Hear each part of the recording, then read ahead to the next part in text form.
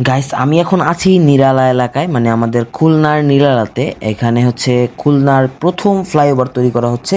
আজ আমি কিন্তু এখানে সেই ফ্লাইওভারের ভিডিও করতে আসছি, যেটা আমার কাছে খুবই ভালো লাগতেছে। তবে খুলনার এখানে যে ফ্লাইওভারটা তৈরি করতেছে, আমি বুঝতেছি না আসলে মানে সরকার কি মনে করে এই ফ্লাইওভারটা তৈরি করতেছে।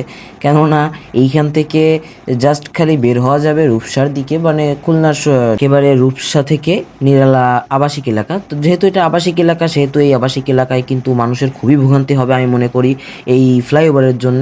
দেখা যাক কি হয়। খুবই সুন্দর লাগতেছে, কিন্তু দেখতে পাচ্ছেন এই হচ্ছে ফ্লাইওভারের তলদেশ, মানে এইখান থেকে কিন্তু তলা থেকে রাস্তা হবে। খুবই ভালো লাগবে যখন পুরোপুরি তৈরি হয়ে যাবে। তৈরি হয়ে যাওয়ার পরে, মানে এই ফ্লাইওভার তৈরি হয়ে যাওয়ার পরে কিন্তু এই জায়গাটা খুবই জমজমাট হয়ে যাবে আশা করা যায়। তলা থেকে কিন্তু একটি খাল রয়েছে, যেটা আর কি বয়ে গেছে রূপসার দিকে। ভিডিও করা শেষ, আর আমি এখন চলে যাচ্ছি অফিসে, বড় ভাইয়ের অফিসে।